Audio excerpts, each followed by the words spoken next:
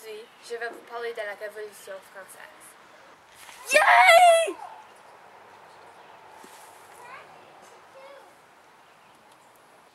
Premièrement, il faut comprendre que la France avait une monarchie de style absolu.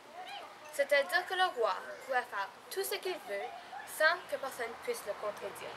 Il pouvait même envoyer quelqu'un en prison, même à sa mort, sans que personne puisse lui dire autrement. La France était épuisée après le règne de Louis XIV, l'exemple parfait de la monarchie absolue. Il y avait plusieurs causes pour la Révolution française. Le peuple avait faim, n'aimait pas l'absolutisme du roi, n'aimait pas la reine, voulait un gouvernement et il voulait l'égalité en droit et liberté. Le 16 mai 1770, le dauphin de la France, Louis-Auguste, à 16 ans, épousa l'archiduchesse Marie-Antoinette, née Marie-Antonia Anna Josepha Johanna de Habsbourg-Lorraine d'Autriche, qui a 14 ans, au château de Versailles. Dès son arrivée en France, Marie-Antoinette se fait traiter de l'Autrichien.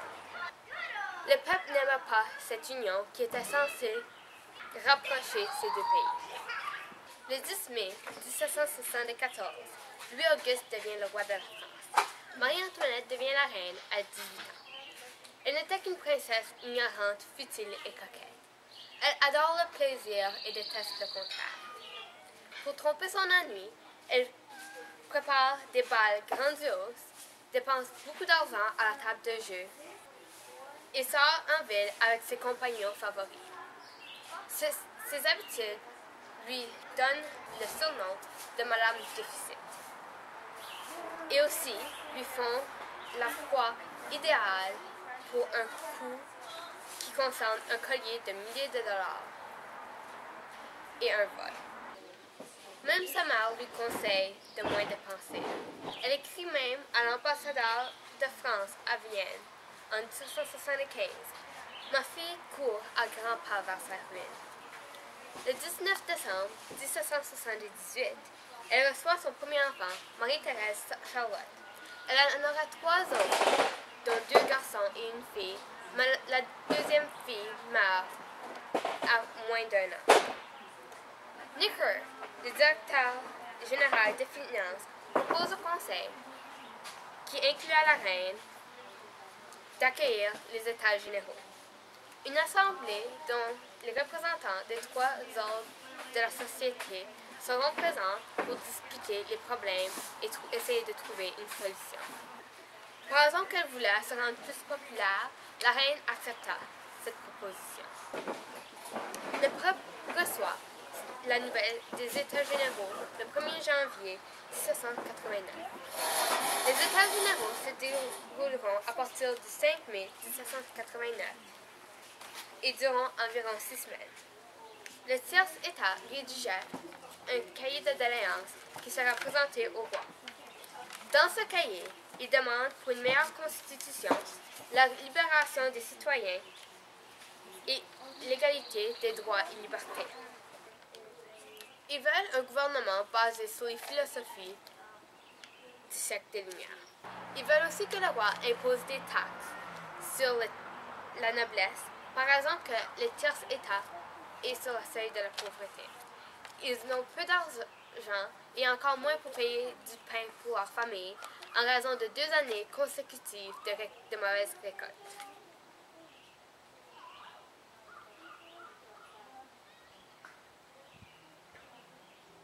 Le roi refusa cette proposition qui causa le tiers-État de révolter contre la monarchie.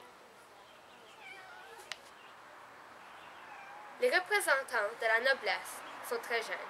Le roi n'a que 34 ans. Privé de sens pratique, enthousiaste, irréfléchi, déclamatoire, ils sont les dévots, les esclaves de l'idéologie de la monarchie absolue. Le 9 juin 1789, durant les États généraux, le petit dauphin meurt. La famille royale n'a pas la chance de faire son deuil convenablement. Bouleversée par ceci, et le chemin que prenaient les tiers États, Marie-Antoinette se fait convaincre par l'idée d'une contre-révolution. La famille royale avait été emmenée vivre dans un endroit surveillé à Paris. Le 20 juin 1791, Marie-Antoinette met en exécution une tentative d'évasion pour se rendre chercher de l'aide pour préparer la contre-révolution.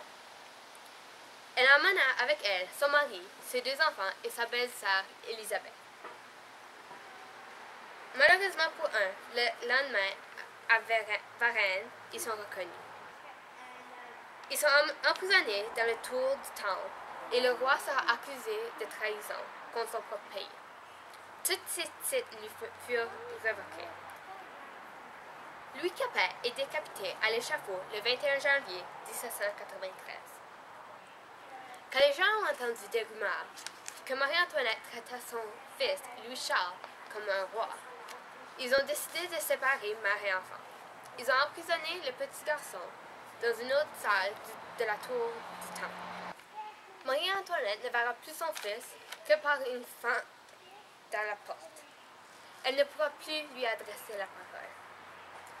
Le 2 août, Marie-Antoinette sera séparée de sa famille et amenée à la conciergerie. Elle évita de voir sa belle-sœur et sa fille avant de partir. Arrivée à la conciergerie, elle est emmenée dans une pièce au rez-de-chaussée. Elle sera surveillée jour et nuit et sera refusée tout exercice. Donc, elle s'assied sur une chaise de paille, répare ses habits et tricote sans aiguille, mais seulement avec 2 cure-dents. Le 3 octobre, elle sera condamnée à mort pour haute trahison. Elle subira le même sort que son mari le 16 octobre 1793. Elle n'avait que 38 ans. Pour finir le cours, voici un extrait d'une lettre envoyée à sa belle-sœur. C'est à vous, ma sœur, que j'écris pour la dernière fois. Je viens d'être condamnée, non pas à une mort honteuse, elle ne l'est que pour les criminels, mais à rejoindre votre frère. Comme lui, innocente, j'espère montrer la même fermeté que lui dans ces derniers moments. J'ai un profond regret d'abandonner mes pauvres enfants. Que mon fils n'oublie jamais les derniers mots de son père. Que je lui répète expressivement qu'il ne cherche jamais à venger notre famille.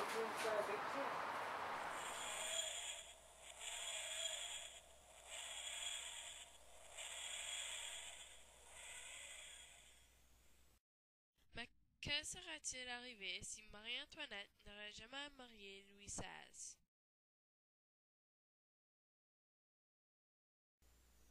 Marie-Antoinette disparaît mystérieusement avant d'arriver en France pour son mariage. Louis-Auguste maria une autre jeune femme qui était française un peu plus d'1 an après sa disparition. La reine respecte son argent de poche et demande rarement pour plus. Elle est fidèle au roi et au peuple. Les gens l'apprécient. Malgré l'appréciation de la reine, le peuple a encore faim. Les nobles ne payent toujours pas de taxes et les récoltes laissent à désirer. Les États généraux sont convoqués et la reine convainc le roi d'imposer des taxes aux nobles qui n'avaient aucun sang royal. Il n'y avait donc pas besoin du changement brusque qui était la Révolution. La vie en France s'améliore rapidement. La Charte des droits de l'homme et du citoyen est rédigée et acceptée par la monarchie immédiatement. Elle est respectée et tout homme est libre et égal en droit. Avec le temps, le pouvoir de la monarchie absolue diminue et un gouvernement sera mis en place. La France aura un parlement similaire à celui de l'Angleterre. La famille des Bourbons restera sur le trône et l'est encore aujourd'hui.